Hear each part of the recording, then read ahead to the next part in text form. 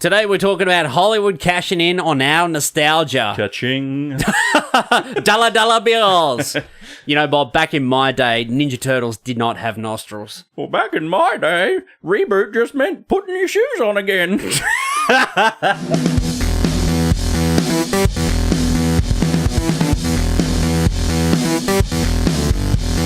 Hello everyone and welcome to the Bearded Geeks, the weekly grab bag of topics covering movies, comics, video games and TV.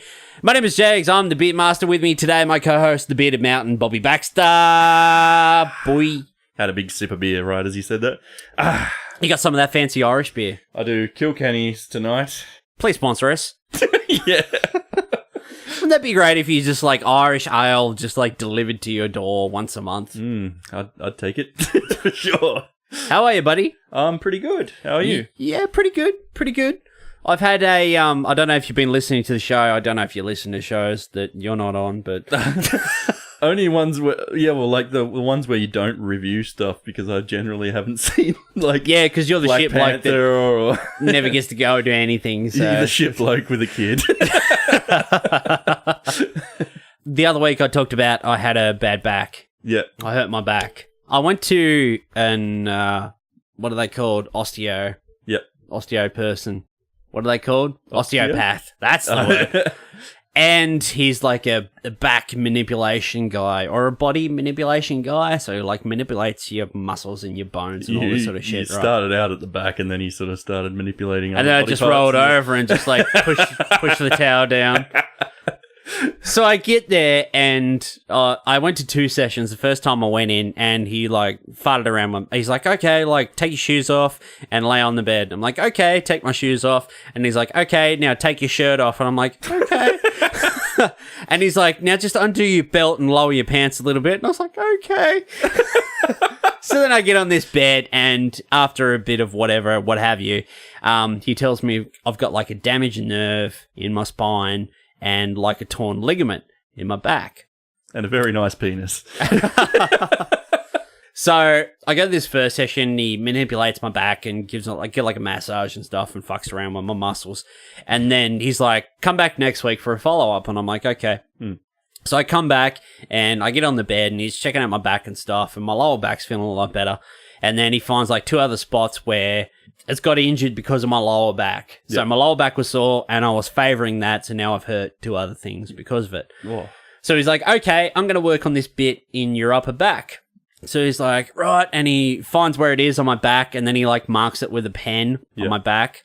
He's like, okay, and like roll on your back and relax. I'm like, okay, relax for a bit. And he's like, okay, now cross your arms across your chest and hold on to your arms like you're hugging yourself. I'm like, okay, I've done this before in the mirror, like practicing. You just hear a camera go click. What was that? Did that mirror just click over there? No. Was that a flash? So he's in front of me. He's like hovering over me, and he's like, "Okay, now like sit up like towards me on an angle and like sort of tip over us." I'm like, "Okay." So I sort of roll over, and he looks behind me, and he finds the spot on my back, and he like sticks his finger in it, and he's like, "Okay," and he sort of had his hand like under my back, like from the right hand side, like standing over me, and he's like, "Okay." He's like, "Now take a big deep breath in." I was like. And he's like, and breathe out slowly. And I was like, and he's like, now lay down. And as I started to lay down, he pushed me and like pushed his finger like into my spine, like where the area was. And I just heard like in my back. I was like, oh God. And he's like, okay, that's it. I was like, oh, it's like, now just relax for a bit. And I was like, okay. And I was just like laying there and I was just like, just better wiggle my toes, make sure my legs are working. My legs are still working. Wiggle your big toe. Wiggle your big toe. So, yeah, like he did this, like the finger in the area in the spine, and then he just like pushed down, like pressure into it, and just 2 like big cracks, like crack, Jesus like one after the Christ. other. But yeah, the first one he did on me the first week, like I had to like twist over and stuff, and he's like, twist my body, roll it this way, and he's like, had one hand on my knees, and the other on my shoulder, and he's like, big deep breath in and breathe out slowly. And when I like was breathing out, he pushed down on my knees and down one way and pushed my shoulder like back to like twist me, and my back just went crack, crack. I was like, oh God. But like instant relief after that. So it was pretty good. Nice. So if you ever got a sore back, go see an osteopath. They're pretty good. Expensive, but pretty good. That situation just scares the shit out of me. Like, yes. I feel like it would happen and I'd just shit myself or something. You just the pressure on your back or something, it just cause your ass to just like fall out. The gopher's out of the hole. The gopher's out of the hole. It's a Caddyshack. Yeah, so yeah, it was good. Like my back's getting better every day. Feeling good? Yeah, Limber? like the original injury I had is fine now, but where I had hurt the muscle in my lower back, like just above my tailbone, he said that'll take about a week or two to heal back up. So it's nearly it'll be a week tomorrow. So it's still a little bit sore here and there, but yeah, it's So just tone things down in the bedroom a little bit. Well, that's how I did it in the first place. I'll be honest. No, he said because where I like the original injury I had, he said it's very common for your line of work because I work a very physical job. I'm picking up heavy stuff all the time. Yeah. And he's like, look, you've just like worn it down, and the romp in the bedroom, that's the straw that literally broke the camel's back. So the first week, he's like, okay, after he manipulated me or whatever, he's like, okay, he's like, rest. He's like, don't twist when you get out of the car. He's like, don't pick up anything too heavy. And he's like, maybe tone down the extracurricular activities as well. Like, damn it. Just get her to get on top. Yeah. Done. Medical issue. Look, I've got the certificate that says you have to get on top. I'm not allowed to do anything else. You have to do all the Doctor's work. orders. Doctor's orders. Look, I've got it here right next to the bed. Framed. Stated, signatured, and everything. How you going? You've got exciting news. Well, I'm about to be the owner of a new 4K TV myself. Yeah, boy. Yeah. I went the OLED route as well, so... Did I talk you into it the other day? You fucking did. I was trying my damnedest. I was like, you know what? You guys have just had a baby, you know, you don't really get the opportunity to go out and do all the things you used to. Go to the pub and go to the movies and go into gigs and stuff. So, like, you know, you're stuck at home for the next, 6 to 12 months. So, look, why not treat yourself? Yeah. You know, you're not going to spend that money going out, so just spend it at home. Buy a new telly. You'll be happy. I just, cruised in the lounge room as well after, because I've been looking at them for ages. And you've been talking about it for months and months and months. Ages and ages. Yeah, I've had my eye on these LG OLEDs for ages because they're just fucking amazing looking. And plug. And bloody yeah, so I saw one go on sale and I was like, and they're about to release a new model. Uh-huh. And apparently they're kind of stripping down the hardware potentially in these the lower end versions of them. So the current versions that are out now could be actually better than the next year's ones. Okay. So part of me was like, oh, that FOMO fucking shit kicking in where you're like, oh, if I don't buy it now, I could miss out. Yeah, on a quality TV for the next 5 to 10 years. Yeah. So till they bring out the 8K TV. And I said it to you guys, and you guys, you and Pat were just like egging you on. Oh, go on, treat yourself. Go on, do it. Lots of Ziz Ansari fucking treat yourself gifts and and I just went out to the lounge room during the day and milling around.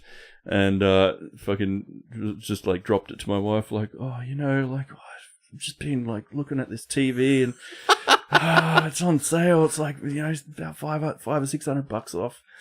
Oh, really? And she's just like, well, in those situations when they're on sale like that, my gut is generally just go for it and get the thing. Otherwise, you might miss out. And I was like, that's good enough for me. There was just a Bobby Baxter shaped cloud, where you take it left in the lounge room. You're like, hey, thanks for liking me, bye. Bye now. So it should. It's already set up, ready to go. Just pay now. Yeah. So as I'm speaking now, I think my tracking says that the TV's it's in town. It's around the corner. So you should house. get it tomorrow. Yes. Just going to be sitting out the front tomorrow. Did you get a new Xbox as well? I did. I got the Xbox One X because you got a new. Did you know what? I got a new Xbox as well. Yeah, you got mine. So now I'm a proud Xbox One owner. Yeah, well, I'm a multi-console bitch now. I was gonna go and trade it in for the One X because I'm I get this 4K TV and I'm You know, I want the console and the Ultra HD Blu-ray player to go 4K. with it.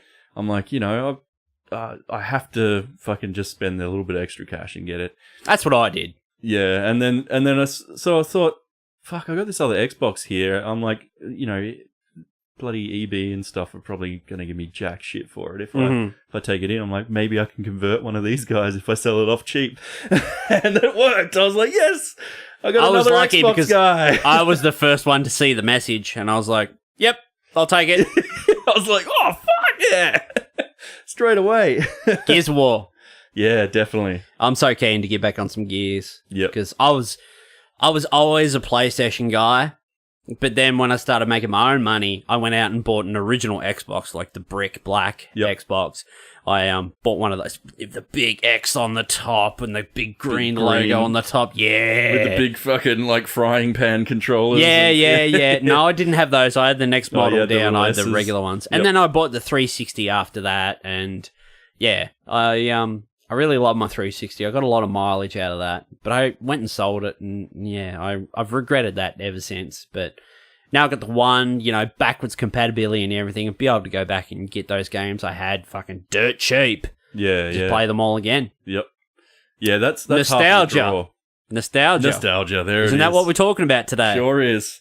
Nice segue there. Thank you. I've been practicing while you've been away. Yeah. Did you listen to the commentary last week? I sort of clicked through it, but I don't have Evil Ted.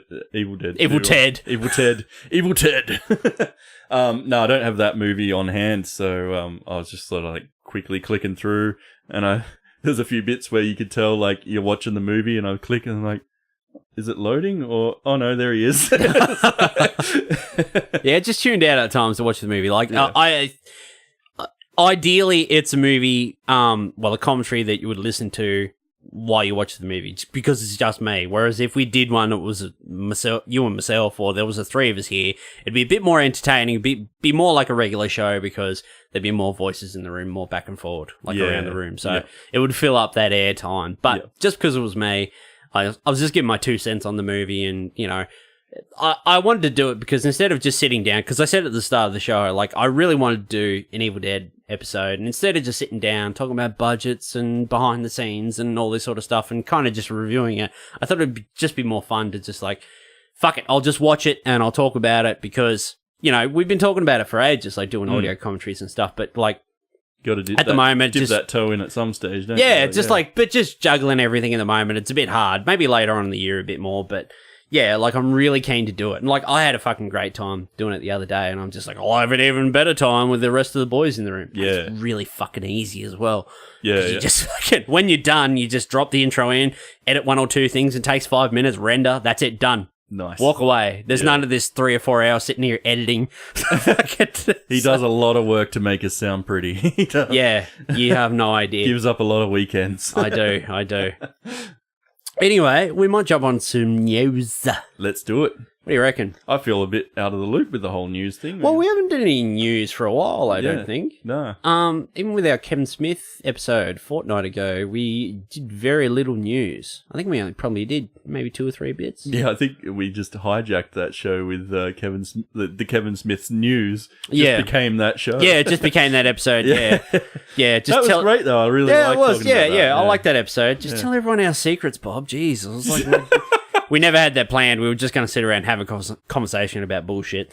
But then it just turned into a Kevin Smith episode. Yeah. There was a bit I edited out. I was just like, do you want to just make this just a Kevin Smith episode? Yeah, all right, I guess. Yeah. Right. Let's do it. Done. So, just before, because we're talking about nostalgia today, and we're going to talk about how, you know, the trend for the last 5 or 10 years, but just at the moment, like the entertainment industry, cashing in on our nostalgia, things we used to love, and making a buck off that. So this fits in well to that. Mackenzie Davis she's wanted for the starring role in the new Terminator film. So the new Terminator trilogy that's being planned. Apparently Tim Miller, director of Deadpool, is really keen on her. Mackenzie Davis was the replicant escort from Blade Runner 2049. Where she comes in and Joy, like, sinks over the top of her. Yeah. She becomes the physical for Ryan Gosling, you know what I mean? Yep. You know? But yeah, she's wanted for the role. Apparently, she's to be the face of the reboot of franchise, so sort of in the vein of Linda Hamilton's character, sort of Sarah Connor, in the first two flicks, because in this, they're only acknowledging Terminator and Terminator 2, and this sequel is picking up straight from Terminator 2, and forgetting all the shit ones. So, apparently, Davis, she's Tim Miller's top choice and the studio's top choice, but they just need casting approval from James Cameron. But he's just, like, fucking around with giant blue people at the moment, so he's got his hands full. So, hopefully we should hear maybe something official come out of that soon. I spoke about Mackenzie Davis a few weeks back. I think I was talking about Blade Runner and Black Mirror as well, because she was in an episode of Black Mirror. One of the best episodes of Black Mirror, actually. I finally watched the Trekkie one of that. Oh, did you really? Yeah. Like last night or night before? Yeah. Loved it. It was fucking awesome. Are you going to go back and watch all of them? Yeah, I watched all of season 1, and then I just jumped ahead and watched this Trekkie one because I'm like, it was tempting me. It was on the screenshot on Netflix, and I'm like, I gotta see this. And I love that guy, that main guy, because he was in Fargo and stuff. Yeah, he was in Breaking Bad and that as well. Yeah. Like he killed the kid, like on the motorbike and stuff when they went to do the train robbery and stuff. Yeah. Yeah, I want to save that because I do want to do a Black Mirror episode. So once you've watched all that, maybe we can coax Monsieur Brown back into the Beard Cave and we can do a Black Mirror episode. If there's a show that'll coax him back into the cave, I think it's going to be that. Yeah, might have to do it on a weekend though. Oh, God. Yeah, I really like Mackenzie Davis. I think she's a great actress. I really like her look. She feels really genuine to me. But yeah. San Junipero is probably one of the best episodes of Black Mirror, like, ever. That's such... Like, Black Mirror can be such a downer show, but that episode is the complete opposite. It is the most, like, uplifting episode of TV. I said it back when I was talking about it, however many weeks ago or whatever, but I think that hour is the most beautiful hour of television I've ever seen in my life. It's that good. Season 1, probably my favourite episode, one of my top 5 favourite episodes. We should do that too. Like, when we watch it, we should do, like, our top 5 episodes each. Yeah, that'd Black be good. Mirror. That'd be cool. And then we'll just talk about why. There's actually surprised. I was surprised. I thought I was going to have to wade through, like, 50 episodes of Black Mirror, but there's only, like, 3 or 4.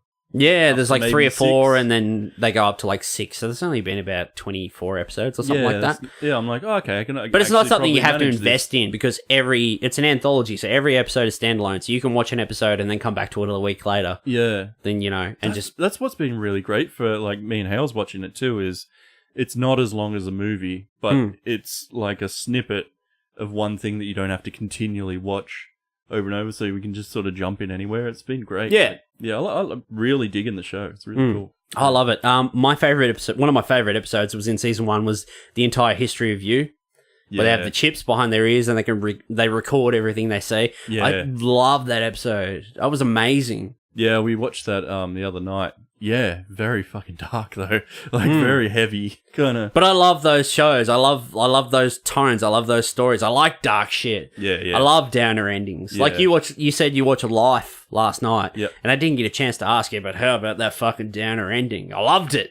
Yeah, the old switcheroo. Yeah, the old switcheroo. Like, oh no, the alien, whatever. Yeah, I saw it coming. I think the only reason I saw it coming is because I think I've heard you and Pat talk about it having a downer ending, so I was kind of like expecting something. Yeah. But yeah, I think like, yeah, they pulled it off great. When I watched it though, and the shuttles like crashed into each other, and then they sort of, they're both off trajectory or whatever. I was watching it, and I'm like, because sometimes when I watch stuff on my own, I can get very vocal. Like I'm sitting there, and I'm like, oh, are they actually? Oh, no way. Yeah. No, are they going to do it? Oh, they've done it. Oh, I can't believe it. Oh, he bloody done it. He put it away. Oh, they're fucked now. You like become a footy commentator. Yeah. Beautiful day here at the MCG. And he's just crashed into him. Oh, they're going to do it. He's going to put it away. Oh, there it is. There it is. The Joker origin film. Now, this is an interesting little tidbit because I want to bring this up. Mm-hmm. In this movie, they're going to be drawing on Alan Moore's The Killing Joke. Mm-hmm. So they're going to be drawing on aspects because it's meant to be 80s set. It's meant to be more like a kind of gangster film. Martin Scorsese's producing. So they're going to be drawing on the Killing Joke. So the film will portray Batman's arch nemesis as a failed 1980s comedian who becomes the clown prince of crime after bombing with audiences. Okay. Now, the question that I want to ask, are they actually just doing a Killing Joke film, but they just didn't want to tell anyone from the get-go because that book is like so revered, and they just didn't want to say, hey, we're doing a Killing Joke movie, because everyone would just kick up a stink from the beginning. Are they easing us into it? Are they just saying, we're going to do a Joker origin movie? Oh, okay. Oh, we're going to get Martin Scorsese to produce. Oh, okay. Yeah. It's going to be 1980s set. Yeah, okay. Yeah, it's going to be a one-off. Oh, okay. Yeah, righto. We're going to be drawing on the Killing Joke. Oh, okay. Yeah, right. Or we're doing a Killing Joke movie. Oh, righto. But it's too far gone because it would have already been like filming or whatever. I imagine if like a trailer comes out for this, wouldn't be surprised if it's just called The Killing Joke or whatever. Yeah. Are they just doing a Killing Joke movie? Could very well be. Yeah. That sort of makes sense to drip feed that thing because you can't just come, because with the animated film last year, because the hoopla that they went through with that movie, like DC, like, because the book was like so short, they're like, okay, we're going to pack some extra story into this. The first 45 minutes is just original created stuff before they even get into the Killing Joke. Yeah. And nobody likes that first 45 minutes because Batgirl sleeps with Batman and it's fucked up, and it kind of just totally ruins, like, Bats' motivation. It kind of construes it, and it's just like, is he just pissy because he's in love with Batgirl and he slept with her and all this stuff, and now it's all really fucked up, and... Is that what's happening? Possibly, yeah. Well, you know what the internet's like these days, like the moment... The internet. If you drop, like, big news like that, like, yeah, people go completely divided one way and another. Yeah. Whereas, this kind of drip-fed... Let's be smart. Let's just drip-feed it. And then, once we've already started filming and we release the first trailer, hey, it's a Killing Joke. And also, by then, people were already softened by the, like, well, Scorsese, maybe... Yeah. It looks... a couple of first release stills. Yeah, it looks pretty good, yeah. I like what they're doing. I like the look. I like the casting or whatever. And I really hope that they do something original, like, complete... Like, take portions of the Killing Joke for sure, but I think I still like the idea of them, like, just telling something original and new and fresh, and I would like the Killing Joke, but instead of take out the Batgirl stuff and filter in something else, they could change that up. They could just do, like, him becoming the Red Hood. And then from that, at Ace Chemicals, falling into the toxic waste and whatever, and then from there becoming the Joker, maybe starting to take over. Instead of doing, the whole One Bad Day thing, trying to drive Commissioner Gordon insane, just do a different spin. Just do Goodfellas, but with the Joker. So, like, okay, now he's the Joker. Now he's sort of rise to the, like, criminal fame, from lowly thug and making his way up in Gotham. You can do that. I would accept that. I get the feeling that you're probably actually not going to see much, like, of him as the Joker. Like, it might... True. I reckon potentially they're setting up another franchise line, like another movie franchise line kind of thing, for the Joker to go off and have his movies, or, have a Batman and Joker movie kind of thing.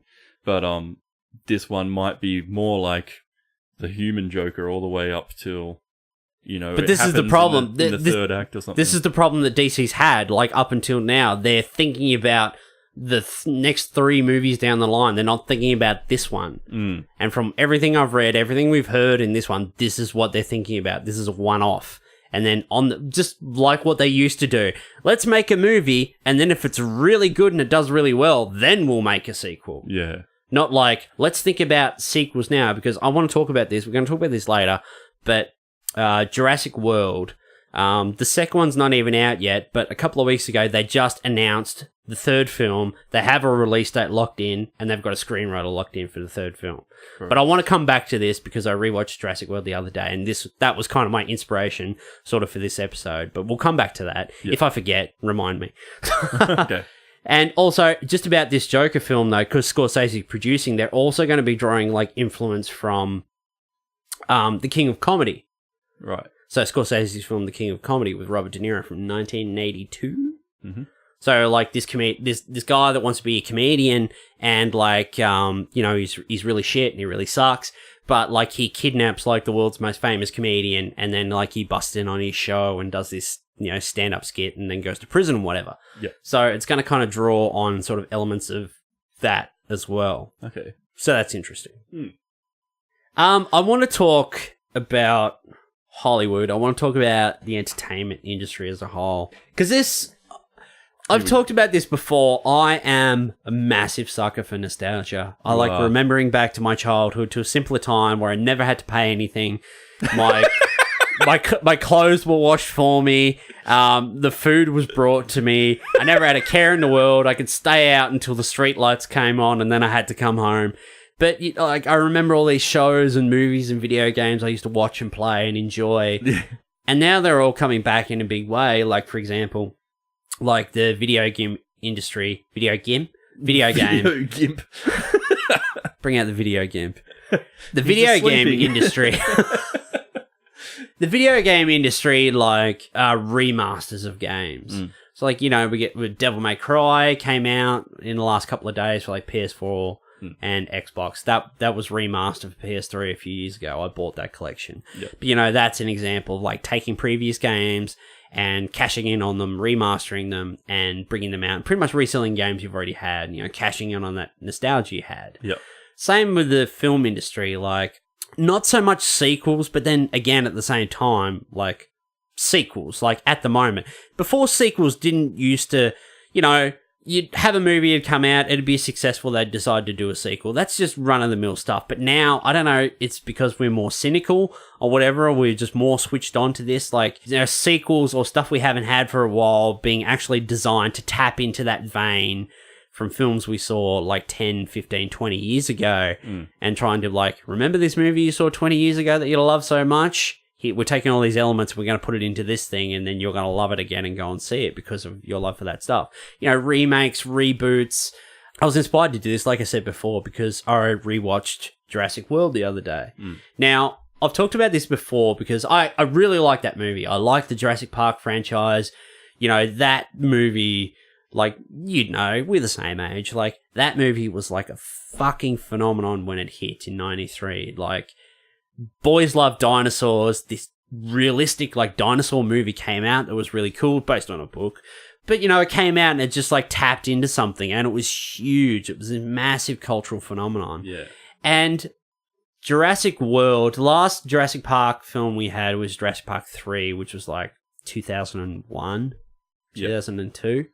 Which wasn't the best movie. It was a serviceable movie. It was an enjoyable film, but it was nothing in comparison to the first film or the second film, to a lesser extent. I liked it at the time. I did too. Yeah, I did too. I had a lot of fun with that movie. And I still have fun watching it now. Yeah. But Jurassic World, this is the big thing. Like, when that first trailer came out, it was all, like, some throwbacks to the first film and that, like the first film in particular, like John Williams's, like, a couple of different scores and the themes and that from that film. Like, here it is, Jurassic Park, we've just repackaged it and it's a new thing. It's kind of like a tightrope because it's a sequel and that, but it is trying to tap into that nostalgia to maximize profits and that. Like, I watched it again the other day and I do enjoy that film. Like, it's a popcorn movie, but it's fun, and it's got dinosaurs and people being eaten and Chris Pratt, and it's fun and stupid, and, it looks great. The visual effects are amazing, and it's fun, and I really had a great time with that movie. And obviously, a lot of people did because it made like $1.6 billion. But here's the thing, we talked about this before. The Jurassic World sequel is coming out in 4 or 5 months. Yep. And the first trailer for that came out, and it did nothing for me. It did absolutely nothing. And I'm just like, nothing. And I'm just like, has that nostalgia train passed from me? Did I get everything I wanted from that first Jurassic World movie, and now this is just more of the same. It's just dinosaurs. It's that T-Rex money shot that we always get, the T-Rex standing on something doing the big roar, which is awesome, and the visual effects look amazing. But it did nothing for me. And then the second trailer came out, and I had a better time with that. And I'm still like excited to see that film. I will go see it. And I'll probably have a great time. It's probably a great movie. But that's the thing, like nostalgia, Hollywood cashing in on these things we used to love, like remaking stuff, rebooting stuff. You know, more what franchises do we have that we could capitalize on? Like, used to be moneymakers. Okay, let's make another Alien movie. Let's make another Jurassic movie. Let's do this. Let's do that.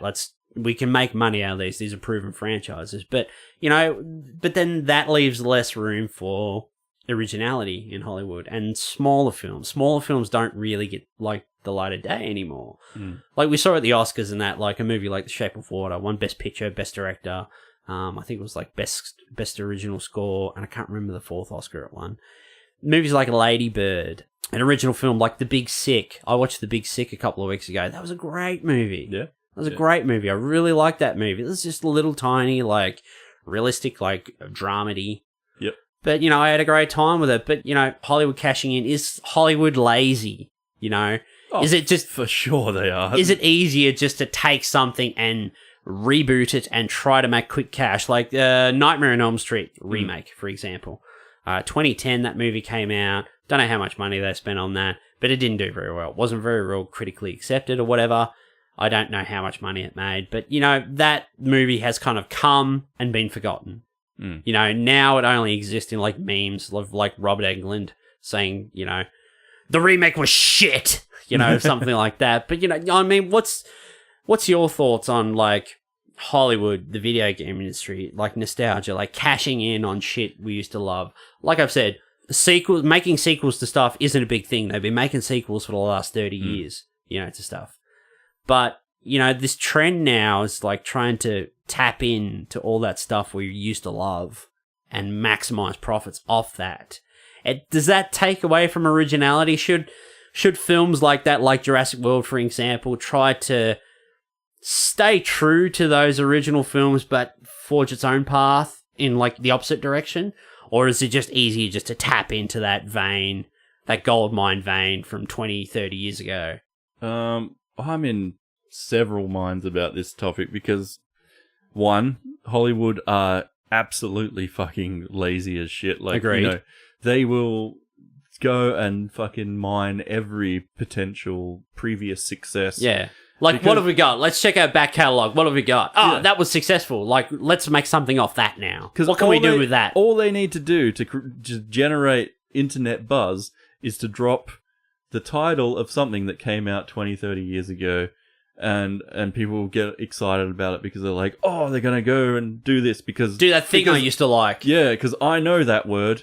Because it doesn't even... Like, people don't even have to be a big fan of that thing. Like, if you went back and... well, you look at, like, Transformers and stuff. There was a lot of kids that were into Transformers, but they probably couldn't tell... Yeah. Most of them probably couldn't tell you the names of most of the Autobots, you know. But when that, you know, the news of that movie comes out, everyone's like, oh, Transformers, oh, I'm going to get Transformers tattoos and fucking all sorts of shit. And, you know, like, people are losing their shit. And then, you know, 700 movies of Transformers comes out and they're all pretty, well, you know, they started out okay-ish and then worked their way to not very good like at all. The first one was fine. Like, that movie is definitely medium. Like, that's an enjoyable movie. But they just progressively just like, hey, here's a hill and we got to go down it. Yeah. With fucking skis on. But like, for example, like, I saw I saw them all in cinemas except for the last night. The last one I saw was Age of Extinction, and I went to that, and I've never been so angry at a movie than I was when I went and saw that. But that movie, as critically panned as it was, went on to make over $1 billion. That's the thing. Like, that's what Hollywood knows, is because they're using a well-known brand. Like, you know, they can easily continue to sell the toys, and they can easily continue to sell the next movie because they go, well, that last one was fucking terrible. So this one, we're doing this instead. And everyone gets excited again because like, oh, maybe it's going to be the Transformers But all the movie. same people are involved as the last three. It's like the Terminator thing you were talking about before. Like, oh, we're gonna disregard fucking Terminator 3 onwards. Yes. Blah, blah, blah, and go back to... that's the new trend. Go back to bloody straight after 2. And it's like, that just sounds exactly like the spin that you put on the last Terminator movie. Oh, we're going to fucking do away with Terminator 3 and all the other shit, and we're going to bring back Arnie, and we're going to make a real fucking Terminator movie again. It sounds like exactly the same sales pitch, only they've, like, taken that movie now and shat on it because, like, no one liked it. Yep. And then just slotted it back in behind everybody's favourite. Back to the last one that was good. Yeah. So, you know... In that mind, they're absolutely lazy and fucking it's really annoying to see happen over and over and over. And I'd really barely ever get excited about any of those kind of like throwback nostalgia movies coming out until they're out and until I've seen it. And the good word of mouth or whatever. Yeah. This is actually a good movie. Check it out. Yeah. I never get like, oh, the Turtles are coming back and they're going to have a new... Like, I don't care. I'm like, tell me it's a good movie. When it's out, and then I'll be like, oh, fuck yeah. Okay, you know? yeah. Or like, you know, It comes along. I'm like, I went in there with very low expectations and came out and was like, that was fucking great, you know, like, because they did a good movie. They made a good movie. But yeah, I'm in two minds about it because, like, then on the other hand, you've got, like, I just played through Shadow of the Colossus remake on PS4. Mm-hmm. That's a fucking remaster of an old game that I think was done fucking perfectly. Like that's actually a remake because it wasn't a remastered game that was built from the ground up. Yep. So see, technically, I owned the PS3 version of it. I bought that, thinking at the time that that's what they'd done, and then I just realized that they just kind of stuck higher res textures on the old game, same animation and you know everything else. And I never got through it that time. Like, I played a bit. Like, I got through maybe, 8 of the 16 Colossi or something. But it just fell off because I was just like, oh, it's kind of just the same experience again, you know? Whereas this new, ground-up remake, was a really, a retelling of the old game. And beautiful and you know, you can tell they'd reanimated the characters properly and put some new controls in there that made it sort of feel like a bit more of a modern game and stuff. A lot went into that game because that game is so revered, and I imagine it's the kind of thing where they're like, okay, we want to, or they've come to us and they want us to remake this game. We'll take it on, but we know how much people love this game. This is something that we can't fuck up. So we have to do this properly. And they've already done this once. So they've already remastered this game once. So it has to be take it to the next level. Which, yeah, those guys were very faithful in what they've done. They've also added a little bit of new content, not too much to spoil the original. But yeah, I was like, this is the remake of this game that I've been waiting fucking 10, 15 years, however long it's been out, to play. And as someone who's never played it, I really enjoyed the game. I had a great time. It was beautiful. It was like nothing I've ever played before. It was just bare minimum. It was more about the atmosphere than anything. Yep. And the music. And there's so little dialogue in that. How nice is it to ride across the countryside with nothing trying to attack you until you get to the thing that you have to take down. Yeah. Everything else is just kind of and then afterwards it's just exploration. The emotional impact that's hit upon me is because 99% of it is because of the music. So the music that's playing, I feel bad about this now. I feel bad. They're a bad guy and I've been told to kill them, but I kind of feel bad about it. It never really did anything to me, but feel a little bit selfish. Yeah. And that's just something in that game that's come across very well. Yeah. Another, I'll just jump over video games really quick. I want to go back to movies, but yeah. Another great remaster that I got last year or the year before was the BioShock remaster for PS4. Yep. Now, I loved the first BioShock. I never came into it when it first came out. I heard a little bit about it and I eventually got it. And one of my favorite video game moments ever is just that first submersible trip, and you get the video from Andrew Ryan and that, is a man not worth the sweat of his brow or whatever it is. Yeah. No, says the man in Washington. It belongs to the people, or whatever. And then, just that big reveal, like, I chose Rapture. And just the epicness of it and this underwater city. And I'm like, holy fuck, I've never seen anything like this before. That had a big impact on me. I played Bioshock Infinite with one of my favorite video games of all time. And I was so keen for that remaster, not just because it would look great and it looked amazing in that, but I loved those games. And that was something that just like tapped into my nostalgia and something that I loved. Of course, I was going to go out and buy them. I never really played Bioshock 2. I think I played the first 10, 15, 20 minutes, an hour or something like that. But I went through and I made sure like I played the first game from start to finish, second game from start to finish, and then Infinite from start to finish. And I had a great time. I want to go back and play those again now at the moment. But that's one of those cases where taking something that you loved and we're going to remaster it. We're going to give it a new coat of paint, new graphics, new textures, and that reveal in Rapture and that like in on PS4, like the new graphics and everything in that. We've added some new stuff. It looks amazing. Like it still doesn't have that texture job, or is it? Like, do they remodel stuff, or is it kind of like we just whacked a bunch of new textures on, or... Yeah, it's new textures and that. It's more grandiose. You really get that depth perception in that as well, like the buildings and that. Like, you really get the, like, sort of the draw distance in that. It really feels... Not like it's just like something sitting there. Yeah. You really can feel like that distance, like, through that porthole. But, that was something that I was really into and I really wanted to play. But that was tapping into that vein, of my nostalgia. Whereas that's not necessarily a bad thing because those were great games, but in a case where they do something that works out better, like in a remaster, say The Last of Us. Yep. Fantastic. 10 out of 10 game. Best game ever on PS3. Probably the best game on PS4 still. But really, all we did was we give it a new coat of paint. We upped those graphics, 60 FPS. So it really plays well in 60 FPS. And we bundled all the DLC in that with it as well. So here, enjoy this. And I went out and bought that. And that is amazing, beautiful. GTA 5, again, like that game came out at the end of sort of the PS3's like console life. So a remaster. Same with Last of Us, yeah. Yeah. So a remaster in that came out. So they're kind of two games that sort of... So that's it worked in its favour because it was sort of like at the end of the life of that console. Like if they'd held off for another like 2 or 3 years, we could have got those games better. But it was kind of the passing of the torch with the console. That was kind of thing. But tapping into like Devil May Cry has just come out. Devil May Cry like 1, 2, and 3. Yeah, see, there's not much of a nostalgia link with that because they were kind of at the end of the era. So to release on the next console like a remaster a year later or something is not really playing into that much because they're kind of just going, well, here's the game that we wanted to release last year, but we jumped the gun or something. But yeah, like something like Devil May Cry, I mean, that's what, 10 years old or something?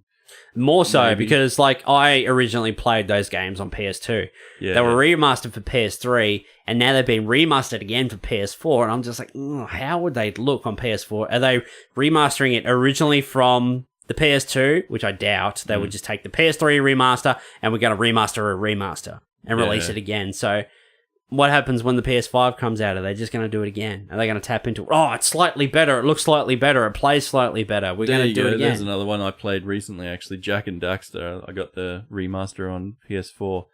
Totally underwhelming. Like, I was hoping for, PS4 graphics remaster. It was just like, no, it was basically like, we're just going to take the old game and put it on the PS4 with slightly higher textures than before.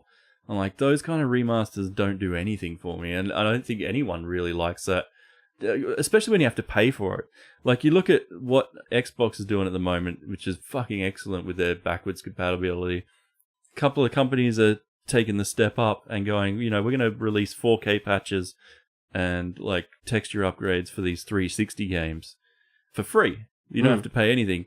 They might gain a few new sales on the digital store of those old games for people who are like interested in it.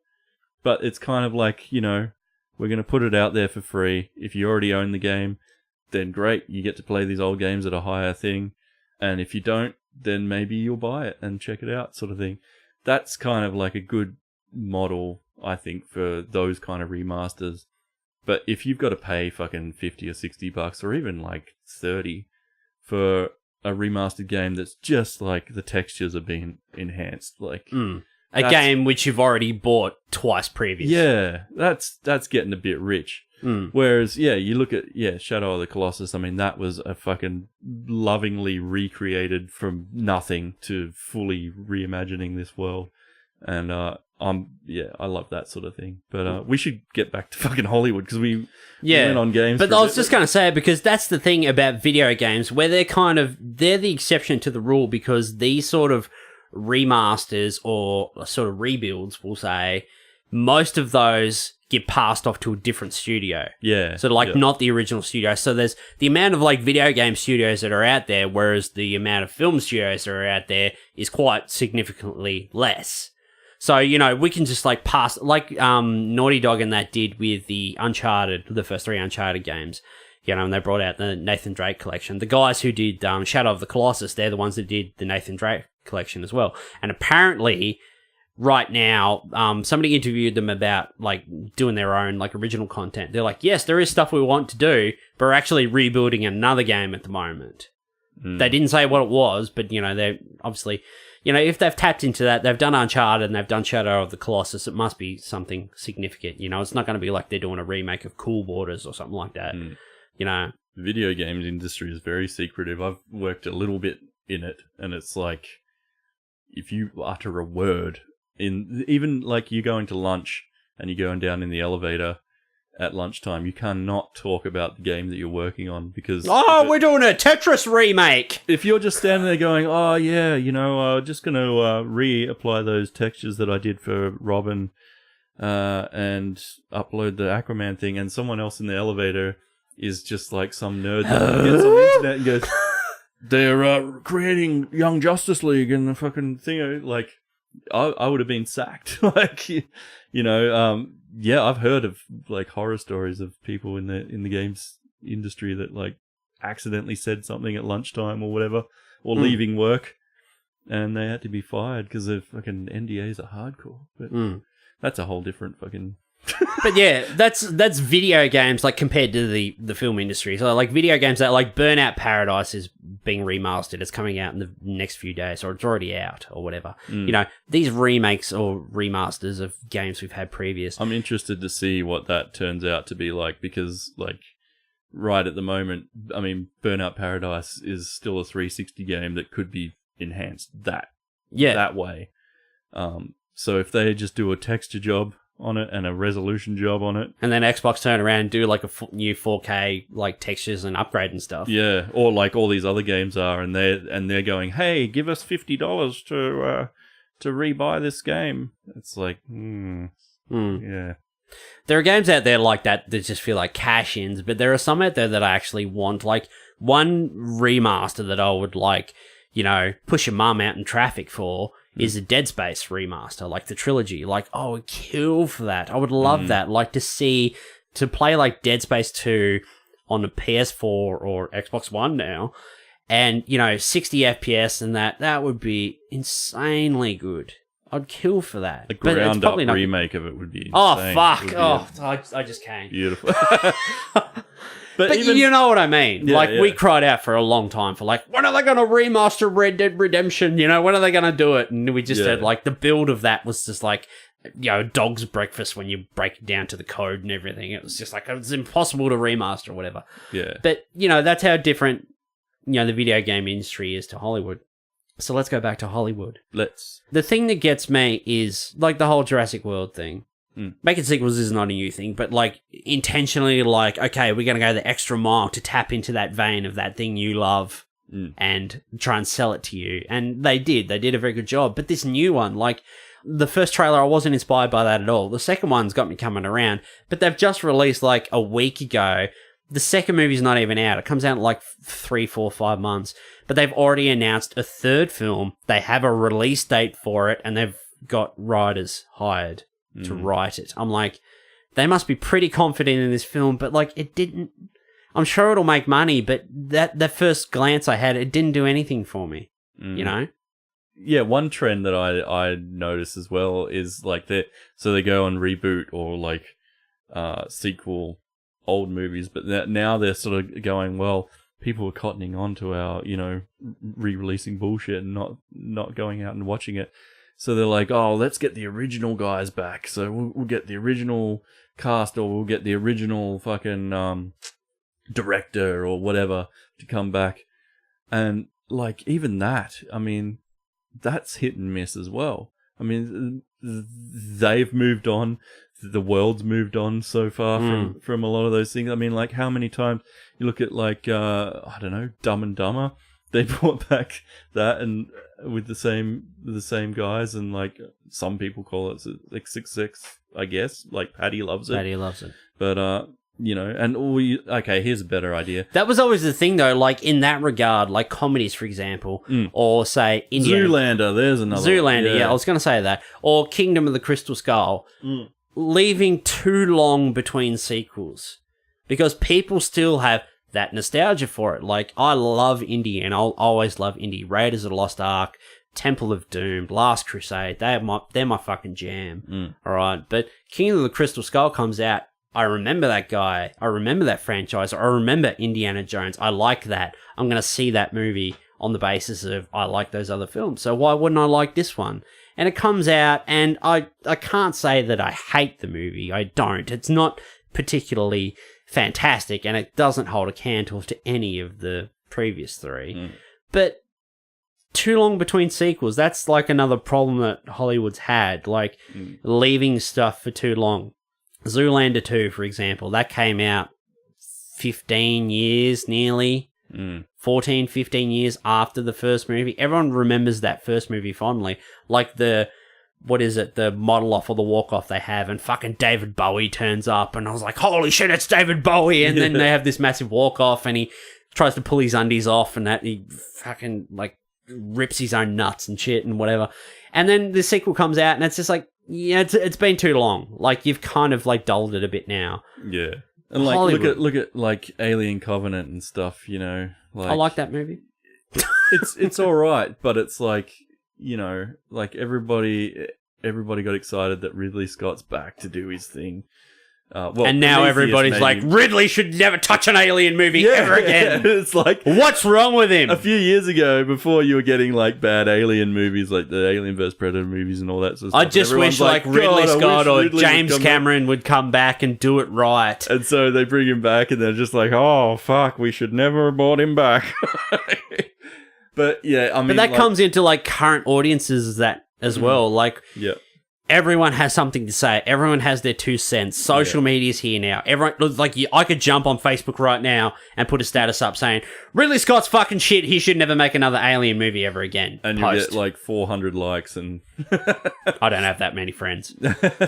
Exactly. You'll just get those likes. Yeah, but you can do that now. Like, everybody has, a platform where they can, stand on their soapbox and be like, I fucking hated this movie. It was shit. Yeah. Controversy. Stir up controversy. Why am I talking like my nan? Stir up controversy. People can do that. They have that platform and that now. Like, anyone can jump in and say anything at any time about anything. Yeah. Hashtag Ridley Scott is shit. No more alien movies. Fuck you, Ridley. Sir Ridley.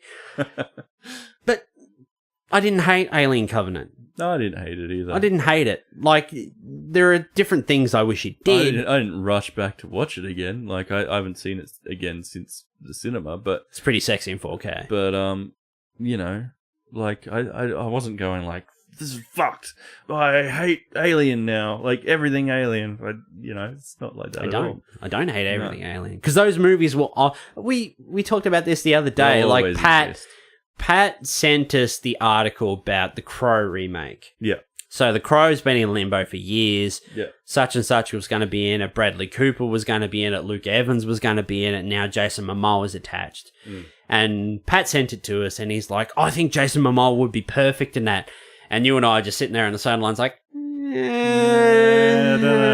don't know. And then Pat did a big Photoshop of like Jason Momoa as the Crow, and like, it's his build and everything. This is what he'd look like. And then I said, I got on there and said, I'm not opposed to a Crow remake. Like, no.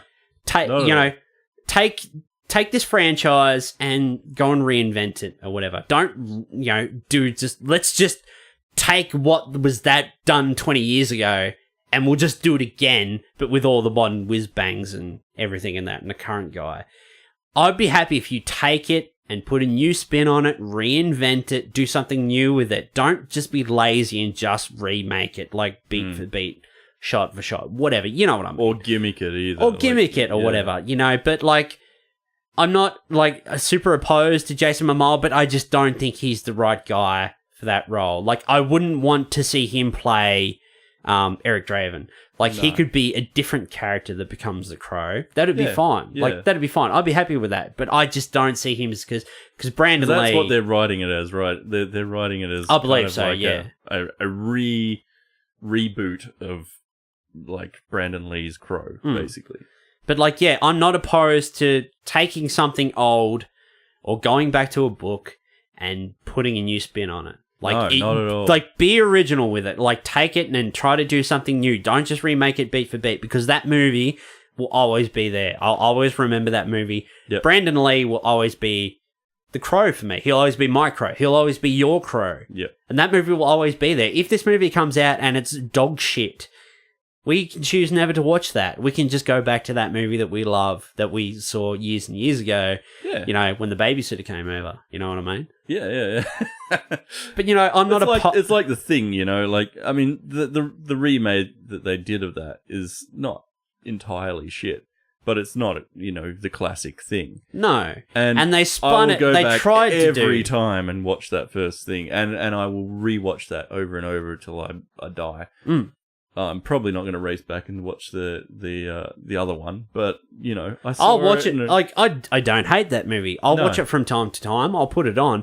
But they tried to spin that as something different. It is pretty much a remake. They've taken, like, a lot of the same beats from the John Carpenter's film, but they've tried to spin it as a prequel. So this is the Norwegian camp. This is the few days before whatever happened, and the dog makes its way to Outpost 31. Yeah.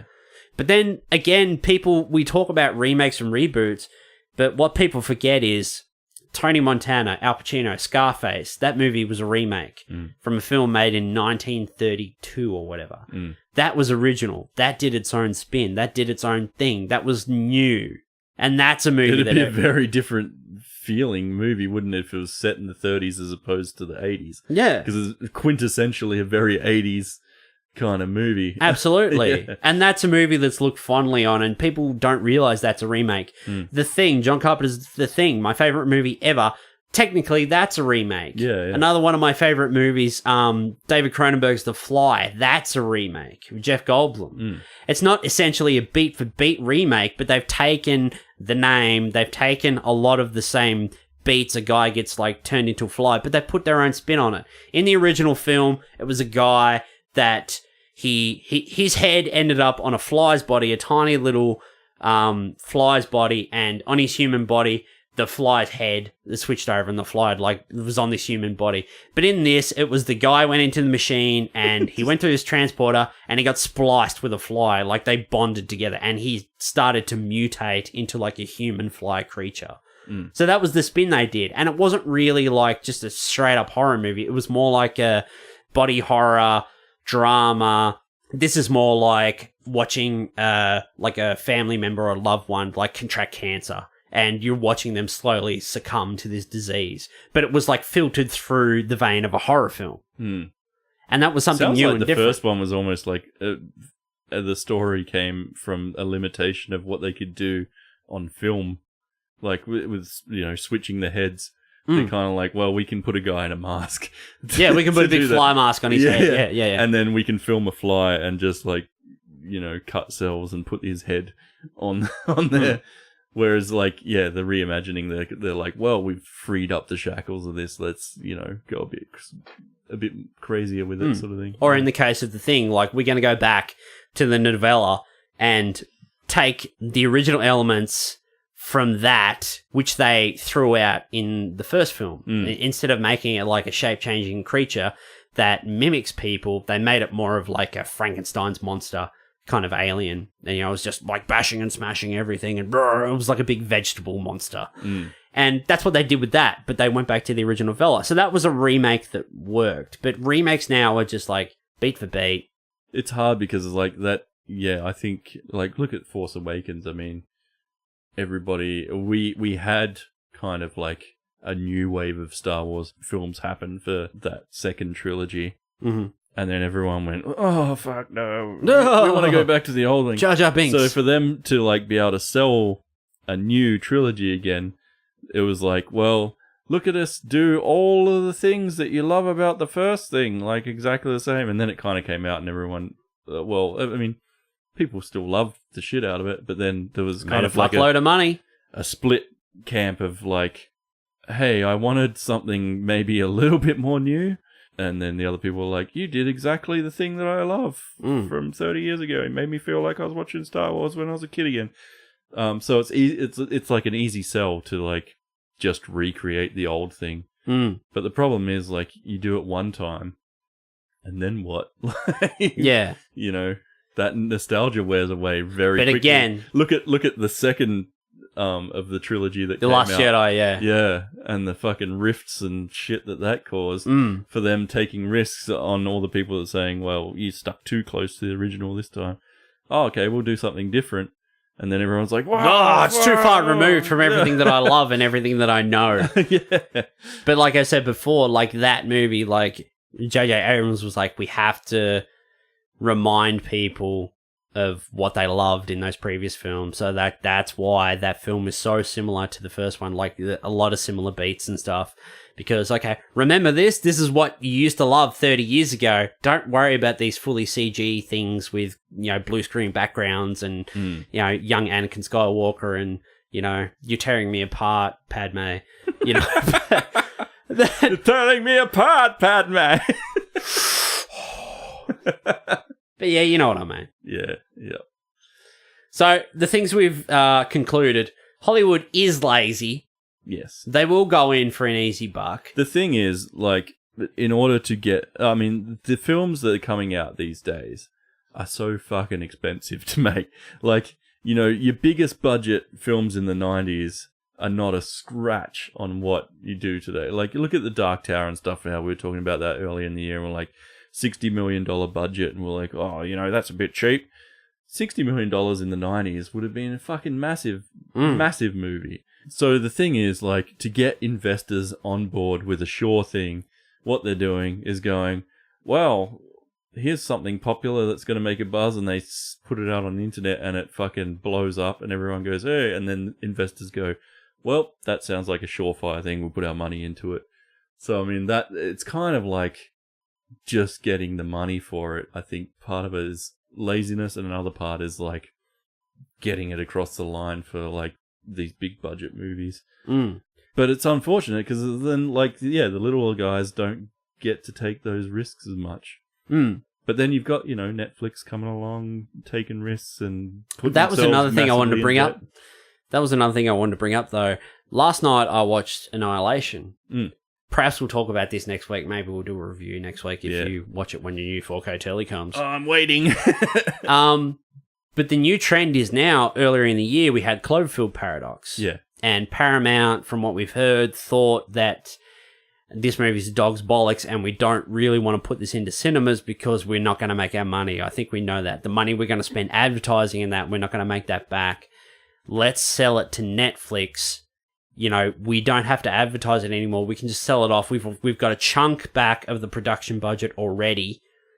Yep. And, you know, all they have to do to advertise it is put a little 30-second snippet on the internet and release a poster, and that's it.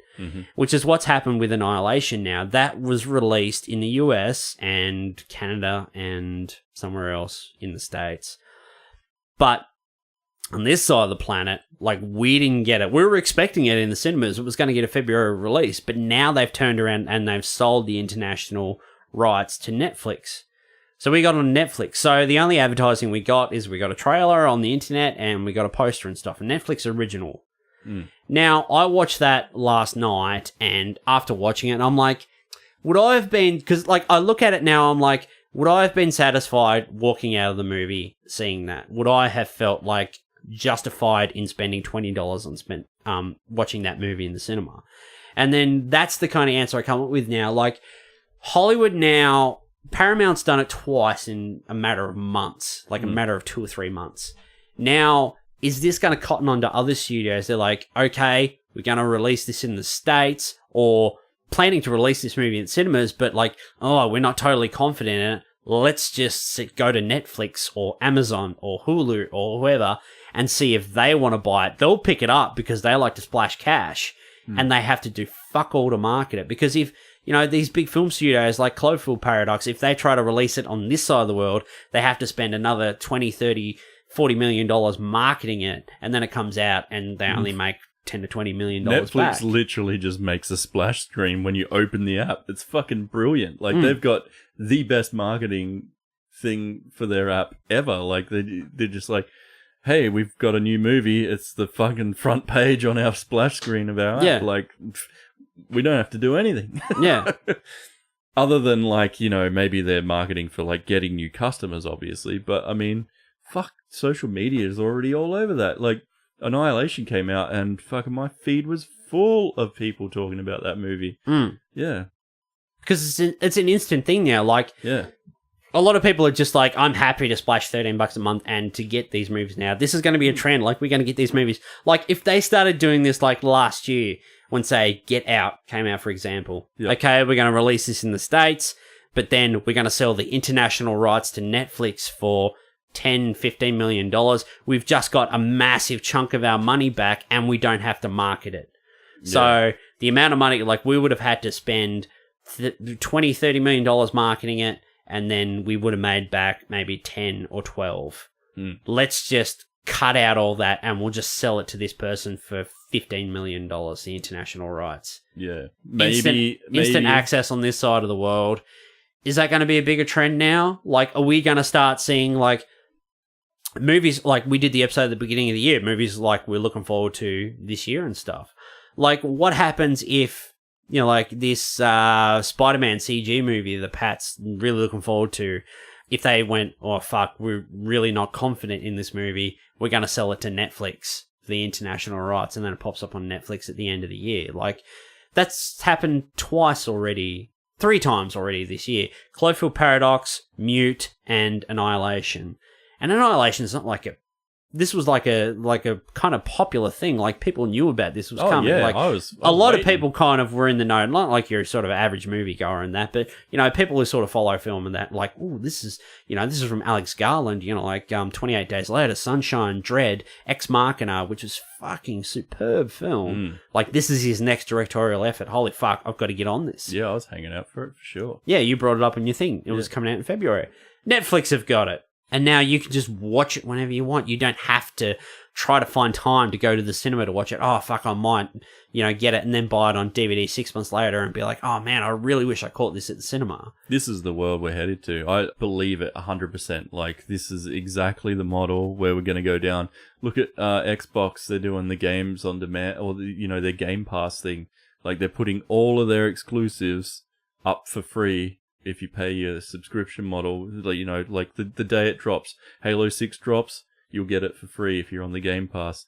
Same with Netflix, it's like you get a movie. It's literally just like an Xbox, like, streaming service. Basically. But this is the kind of thing where film studios, they won't turn around and come up with their, aside from Disney, they won't turn around and make their own streaming service because they're not going to make any money out of that. It's just going to cost more money to streaming services.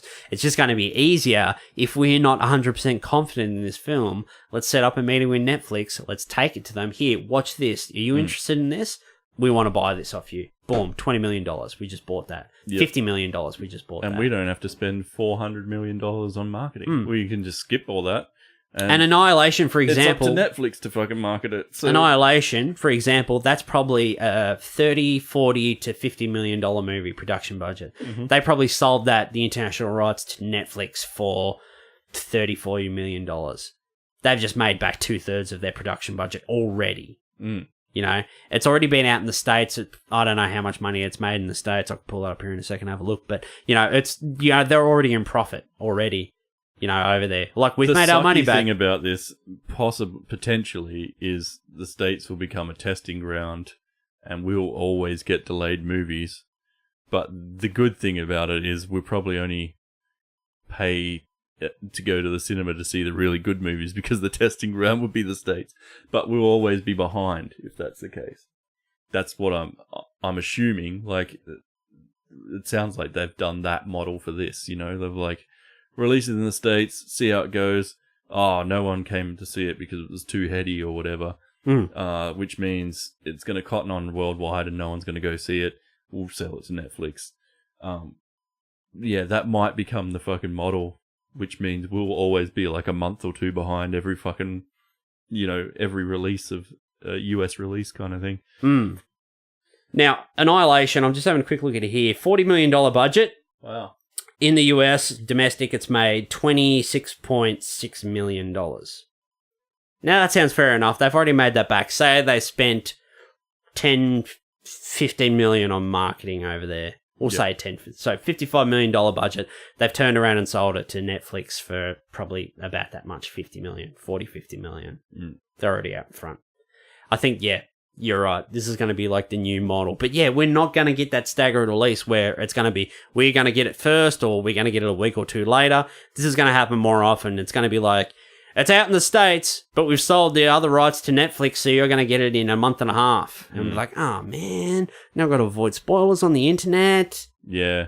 Know what I mean? I think, I definitely think that's going to go down that road.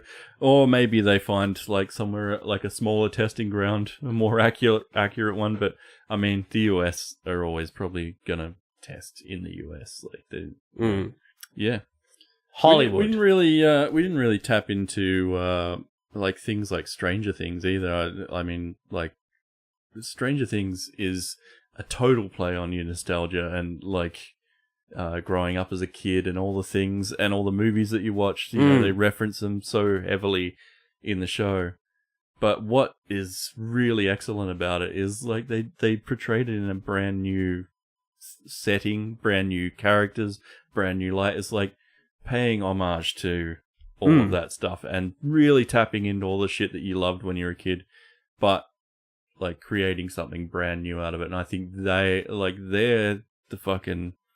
the masters of like getting that shit right on a massive mainstream level. Like, but that's the thing. It's like, it's not like making a movie and like just referencing the old one. This is like an actual period show. So this is set in the time. So these kids are playing like Dragon Quest and stuff. Like you would go to the arcade and that's what you would play. Like kids at that time would make references about movies and that from those times. You know, they've got Gremlins posters and shit like up in their bedrooms and Evil Dead posters and all this. That's the sort of things they would have there. Like it is a I know what you're saying. It is like a massive like heavy play on nostalgia, but at the same there's time, like shots for shot out of like E.T. and stuff like that. Stand By Me and like walking down the train tracks and everything like that. Like, but they're subliminal because they're like, unless you know those movies really well, they're kind of like, you know, if you don't know those movies back to front, you probably won't notice those shots in there. They'll just kind of feel familiar. Yeah. Whereas that's more of a homage than just like blatant nostalgia. Yeah. You know? They're not cashing in and going, we're going to make the Goonies TV series. Like, they're basically making the Goonies TV series. Yeah. But they're like, it's completely in a new way. It's a like brand it's new original set thing. of characters. Like, yeah. But again, it's a homage. It's in the vein of that. It's not like, here's the Goonies, boom, shot for shot, beat for beat. Here it is, exactly those same characters. Yeah. Here's our thing that's kind of takes a little inspiration from the Goonies. It takes a little inspiration from Stand By Me. It takes a little inspiration from E.T., all these other films. Yeah. And the moment I saw that on Netflix, like it grabbed me. It was like the poster art and stuff, and when trademark Patrick Brown, it just grabbed me. It just grabbed me, Patrick Brown. And the trailer played, and I was like, "Holy fuck! This feels like everything I've been looking for." Without being that like, "Oh my god, yeah, it's the 2017 version of such and such that I grew up with as a kid." Blah blah. Like yeah, I just don't buy into that stuff anymore. Like, unless it's really good, it basically has to come out and prove to me that it's good. I'm just not buying into the whole, like, the Crow and that kind of thing. Like when that news drops, I'm like, whatever. Show me the movie, and yeah, go from there. One last thing, I just want to go out on this real quick before we wrap up. But Ready Player One, it's just been screened at like South by Southwest in the US. Yep. It's getting great reviews and stuff. Yep. That first trailer that came out, like that original book played on nostalgia. So like we said before, we haven't read the book, but from what we've ascertained from the trailers, the Oasis they go into it, and like everything pop culture, video game, movie related is like in this thing, and you can play and interact and drive these cars and all this sort of stuff. So all these trailers were really kind of, here's this original story, but here's also this play on nostalgia in that. And I didn't everybody really get any of the original story in the trailers. I almost got like, here's the thing you like, here's another thing you like, here's the thing you like, here's the Iron Giant, here's what's her name from Overwatch, here's the Joker and Harley Quinn dancing. Yeah. What I'm saying is, like, that book came out 6-7 years ago, or whatever, let's say. Yep. That book was popular, it was a success. Obviously, because there's a film made of it now by Steven Spielberg. Would that book still have been a success if they stripped out all those pop culture references and just had that original story of that guy living in this sort of decrepit world, and these people escape to the Oasis, and it's literally just like a big like PlayStation home thing or whatever it was, where you had an avatar and you just walked around, you interacted with people, and it was like a video game thing. So, say you could manifest guns and stuff, you could jump really high and you could drive cars and stuff up walls and whatever, but it took out all those pop culture elements. It took out Batman, Overwatch, Iron Giant, Back to the Future, all that stuff. All that was taken out of it. Would have still been successful. It would have, but in a much smaller circle. Like, yeah, you probably wouldn't have a Hollywood movie out of it. Yeah. So, but that's the thing now. You might have like an SBS series on it, or something like that. Local Australian reference. Yeah. But you wouldn't have. I don't think you'd have like the Steven Spielberg fucking thing coming along. But that's the thing. Like, that really just feels like watching those trailers. That was mainly a cash in on nostalgia. Like, seeing that shot of that Gundam, like, I think this is probably the only time we'll ever see a live action Gundam in a movie, But from what I'm hearing now, like the first sort of reviews and stuff, it's a really great movie. Like, it feels like old school Spielberg stuff. Nobody's really going, I loved all that stuff I used to love. Like, people are talking about, this is a great movie. It feels like old school Spielberg. Love the pop culture references. And that's pretty much the end of it. Like, that injection's there, but I'm kind of interested to see the movie now that, like, hearing that kind of feedback, because originally when I saw the trailer, I was just like, nah, this is a cheap cash in on, you're seeing Iron Giant and stuff, and you're like, what is this even in here for? It's basically to try and fill seats, it kind of felt like. And it didn't really tell me much of the story, but I mean, if there is a good hearty story in there and that stuff is secondary to it, then maybe. But that comes back to like audiences now being like so cynical, and we're so aware of how films and that are made now, and we know that they're trying to like tap into our nostalgia. They're trying to get an easy cash in. They're trying to find an easy way into our wallets. Yeah. Fucking Iron Giant, take my money. That movie wasn't even popular when it fucking came out. No one saw that movie. No one did. And you could say it to the guy in the street these days and they wouldn't know what the fuck you're talking about. Yeah. Anyway, let's wrap it up. Good chat. Long-winded chat. Whoops. Bobby Baxter, people want to find you online. Where can they go? BobbyBaxter.com. Bobby Baxter Cartoons on Instagram and Facebook. And Brown Fury, if you search that on webtoon.com, you'll see my comic. Hell yeah, totally free. Totally free. But then buy one. But yeah, you can buy a physical one at my website, signed by me. And if you want to find the Bearded Geeks online, you can go to Facebook, facebook.com/BeardedGeeksPod. We're on SoundCloud, iTunes, and YouTube. You can buy a t-shirt on TeePublic. We're on Instagram and Twitter. Oh, that'll do it. Bearded Mountain, thanks for turning up. No worries. Thanks for the Xbox too, by the way. Yeah, I can't wait to fucking get some Gears on with you. Hell yeah. Marcus Phoenix. And Halo 5, man. Oh, I gotta get Halo, yeah. Good game. We're gonna have to go buy some games on the weekend. We're gonna have to go shopping. We are. Alright, everyone, we're gonna talk about video games, but we'll see you all next week on the Bearded Geeks. Hey! Hey, see you later. We're out of here.